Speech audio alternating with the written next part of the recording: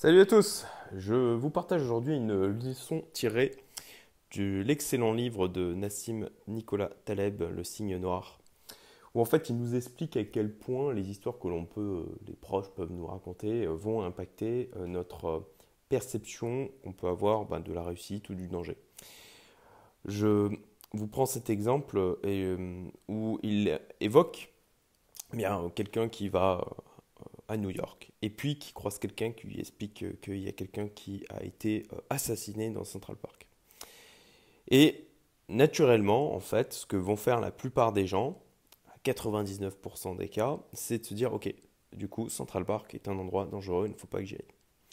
Sans prendre le temps d'aller voir les statistiques, en fait, sur bien, les événements criminels ou autres qui peuvent se passer exactement à Central Park. Et il évoque cette chose qui vraiment m'a marqué, m'a fait réfléchir et fait sens par rapport à ma propre expérience, notamment sur les marchés financiers, d'une manière générale, l'investissement, l'entrepreneuriat. C'est un mort est un mort, 1 million de morts est une statistique. Parce que, effectivement, c'est ce niveau de grandeur, en fait, cette taille d'1 million, c'est tellement euh, on arrive tellement peu à se le représenter, c'est tellement intangible que notre esprit, lorsqu'il appelle le système 1, n'arrive pas à l'appréhender. Il faut passer donc au système 2. De vraiment avoir, même si c'est fatigant pour notre esprit, de prendre du recul et d'appréhender la chose dans son ensemble. Et ça me rappelle aussi, en fait, j'ai fait une vidéo de short dernièrement, voilà, j'expérimente toujours des trucs, où je parlais de cette personne que j'ai rencontrée qui est passée de 30 000 euros à 16 millions en investissant dans les cryptos. En investissant dans les cryptos, en prenant du levier, des gros leviers et des grosses positions. Voilà. Et jusqu'à maintenant, ça fait 6 ans, si je me souviens bien. Il a fait toujours comme ça. Et jusqu'à maintenant, ça l'a amené de 30 000 euros à 16 millions. Et là aussi, en fait, le biais contre lequel il faut se battre, c'est d'imaginer que parce qu'on rencontre quelqu'un comme ça, qui a cette histoire-là, eh bien en fait, du coup, ça crée une réalité pour laquelle on a l'impression qu'elle est vraiment tangible en fait. Une perception en fait de la réalité qui est déformée. On se dit, ok, pour arriver à faire la même chose, pour arriver au même résultat plutôt, il faut que je fasse la même chose. Ce qui est faux, ce qui est fondamentalement faux en fait. Cette personne-là, très belle histoire, c'est super, voilà, effectivement, très belle réussite. Mais ce type-là est une anomalie.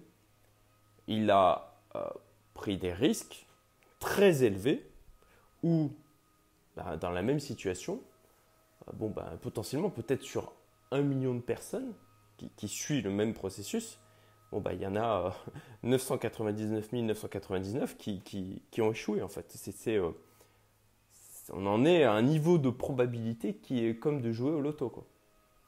Et c'est comme ce qui se passe beaucoup au niveau des masses médias où tout le monde s'affole sur le terrorisme, sur certaines agressions à certains endroits.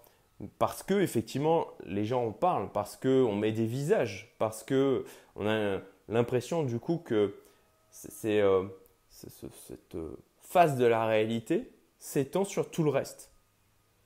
Et la plupart des gens, là aussi, ne prennent pas de recul et ne vont pas voir en fait les statistiques réelles. Ne regardent pas, ok, effectivement, quelle est la probabilité pour moi de mourir d'un acte terroriste?